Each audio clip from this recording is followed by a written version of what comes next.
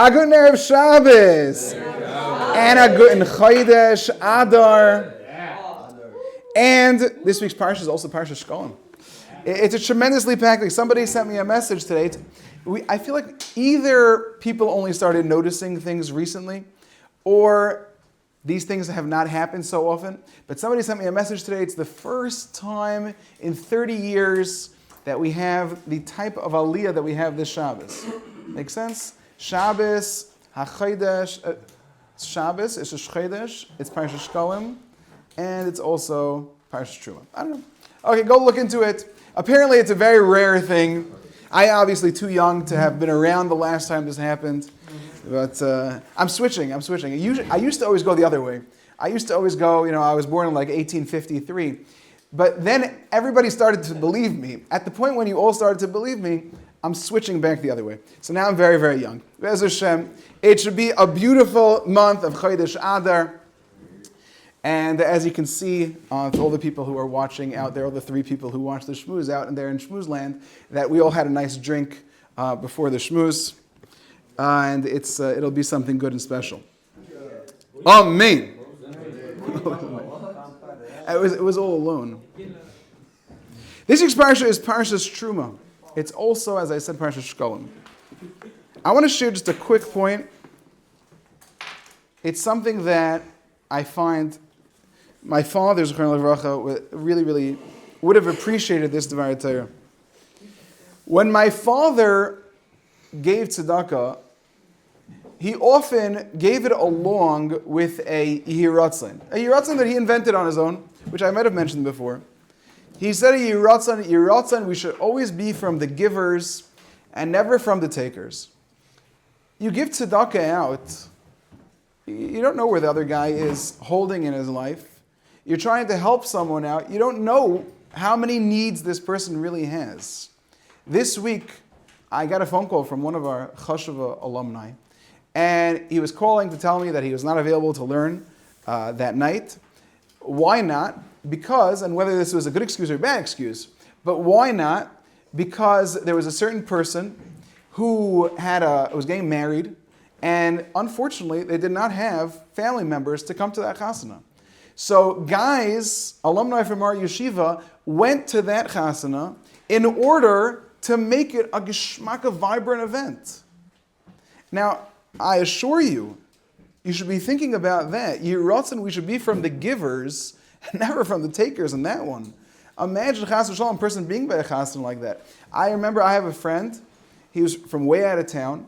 He comes from, on both sides of his family, pretty much Gerim on both sides. So he has no cousins. And not only that, as if to even make it even worse, he's from way out of town. His wife that he was getting married to was way out of town, but they decided to make the wedding neither of their locations. They made it in Lakewood, because that was central to wherever they were. It wasn't at all, but they decided that was central. So there was no family there. We, his friends, or his family there, by that wedding. And we made sure to make it as geschmack as we could. And I think, excluding my own wedding, that was probably the only wedding I was by from the very beginning till the very end. But to be able to give that over to somebody else, yiratzon, we should be from the givers and never from the takers. That's what my father would say. And it's a very important thing. We have a wonderful chesed club, a chesed group, to be able to do things. And you should always have that in mind, that I don't ever want to be on the other side of this. But there is a secret in this week's parsha that sort of contradicts it, but only slightly. The pasuk started in this week's parsha, the pasuk in the beginning of this week's parsha, Perek Chaf Hey, pasuk Beis. The pasuk says, Daber el b'nei Yisrael, speak to the Jewish people. Hashem commanded the Jewish people to donate all the things that were necessary for the Mishkan.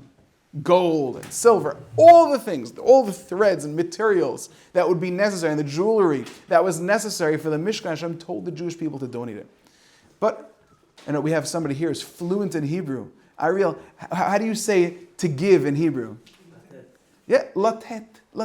For the rest of us, it's loseis. Yeah, nesina. To give. It means to give, right? So if the pasuk is saying that Hashem demands that we give Him all of these things in Lashon Kodesh, it would say, V'yitnu li, and they should give to me all the donations, the terumah, which is the name of this parasha, they should give me truma. V'yitnu li. But it doesn't say that. Instead, very famously, the pasuk says in this parasha, V'yikchu li. They should take it for me. That's not what I'm asking you to do. I'm asking you to give me a donation. If I would go up to a person, chas v'shalom, and I'm collecting for something, let's say I'm collecting on behalf of Or Shlomo because we could really use the money. But let's say I was doing that. And I was going and I was knocking. I knocked on someone's door. I say to the person, we have this senior trip. It costs $77,000. We have this. We have our 11th graders are going on a trip. It's $150,000, and in 12 minutes they raised $149,000 of it. Okay, fine. But let's say I'm knocking on someone's door. And I ask them for a donation. Do I say, take for me a donation? No, I say, gimme. No, isn't that what I say? Gimme. Somebody came over to me yesterday. They said, gimme money. Give me money. That's what the guy said to me. But in a nicer way, of course. But you don't say, take for me. So there are pshatim and explanations. But there's such a magnificent idea that I saw from the great tzaddik, the mashgiach of Torah V'das, Zecher Tzadik L'Vracha, or Moshe Wolfson. He said, and it's really based on an alshech, what he says is that when you give it to Hashem, of course you're giving, but you should feel like you're getting. When you give, it should be such a geschmack, a joy, that you get to give, that you also feel like you're getting from giving. It's an amazing idea. And that's why it says, V'yikchu li truma, I should take for me truma when I'm giving it to you. When you give tzedakah to somebody, do you give it like, oh my, yeah, I'll find it for you. Okay, fine. Here it is. Take the money. Do you do that? Yeah. Don't look. Do you do that? Or do you get such a kick out of it? I'm getting so much out of this that when the guy finally leaves your house, if somebody's collecting money, or the guy who finally leaves the shul, you tell him, thank you. Thank you for coming to my house. You've made my day. And we have a whole month that we've been speaking. I think this is the longest of any of the topics we worked on was Hakaras HaTov, a real good Gishmaka month of Shavat to talk about Hakaras HaTov. And every Rebbe was really talking about different parts of it. To be able to say thank you. What does a thank you really mean? How to show your appreciation. How to recognize the good.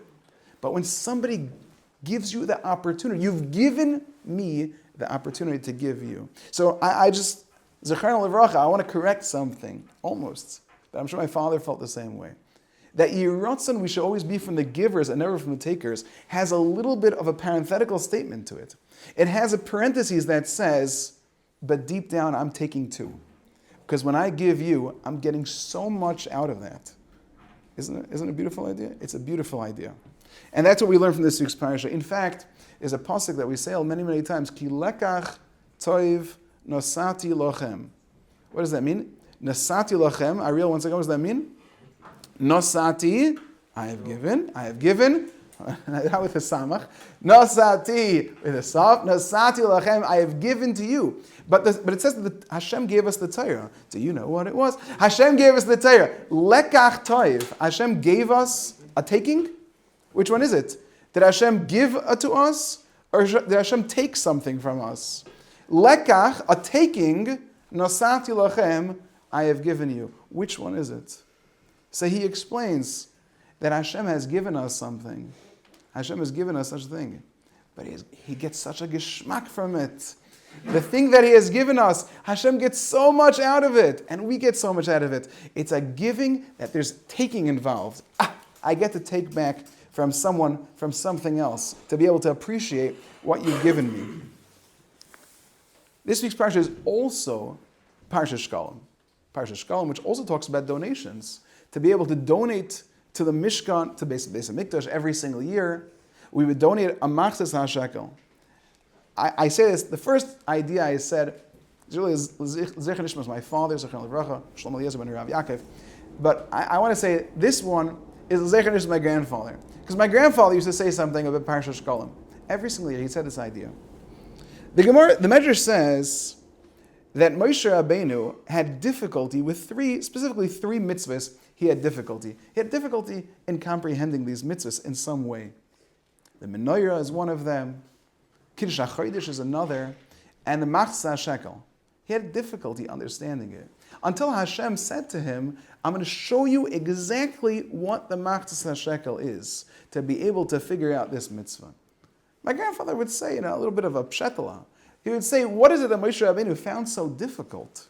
In the Machzah Shekel, the Jewish people, you can go to Rabbi Milstein's bag of wonderful, amazing, incredible coins, and you can go see what the coins look like. I'm sure Moshe Rabbeinu could have gone to some sort of currency dealer, and he would have figured out, what does it look like? You can go to the Living Torah Museum for $30,000. He'll let you take his Machzah Shekel. And he says also, if you get his Machzah Shekel, you'll become a billionaire. Okay, fine. And you ask him, you have Machzah Shekel? Are you a billionaire? And he says, yes, he is a billionaire. Okay, so you go with it, that's fine.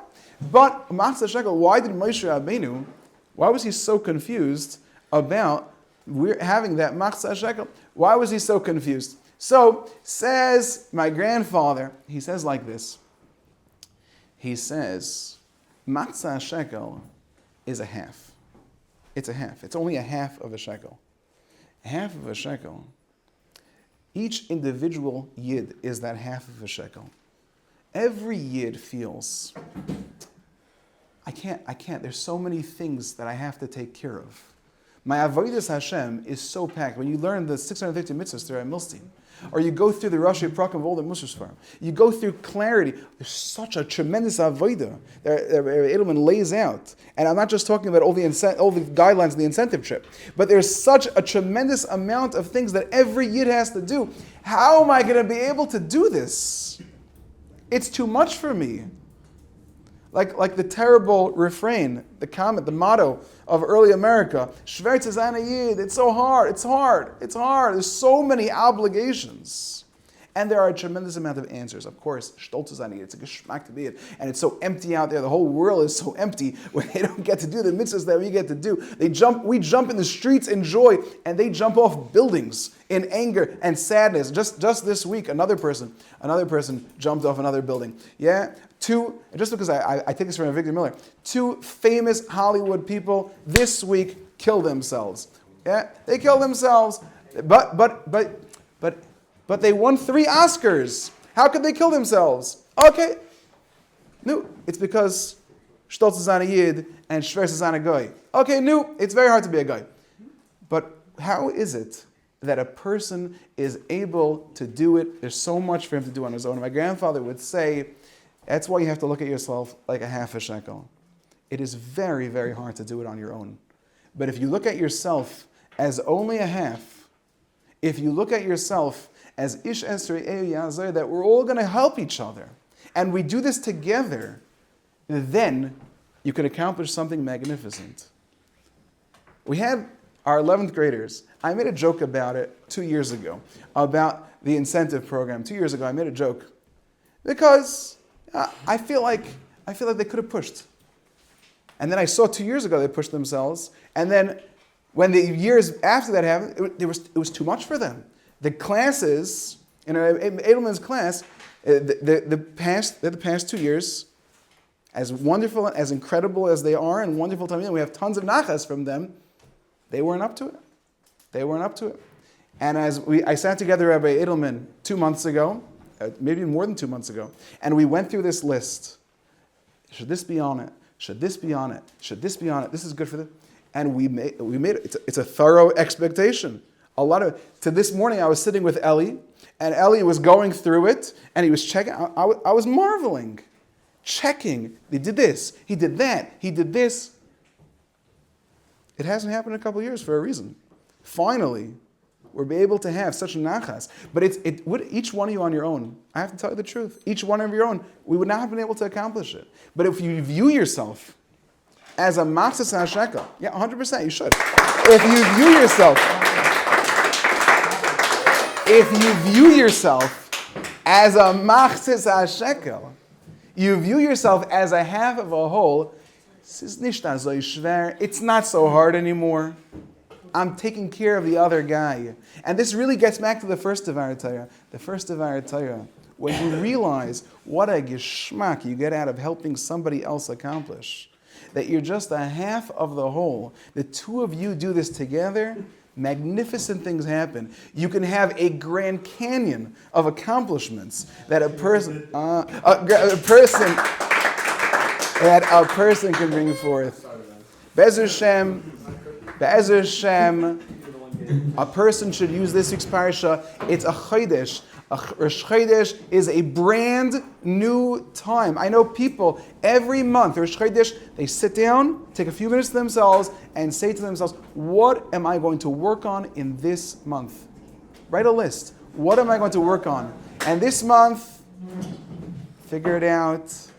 We have Parshas Shkalim, where a half of a whole, like my grandfather Zecher Tzadik Livracha used to say, the Yikhuli Truma, a person is taking when he gives, and Be'ez Hashem, when you take that shalom on Shabbos and you have all the beautiful Shabbos, you should have deliciousness and zmiras and simcha and all good things, Be'ez Hashem. Be'ez Hashem. And beautiful Shabbos.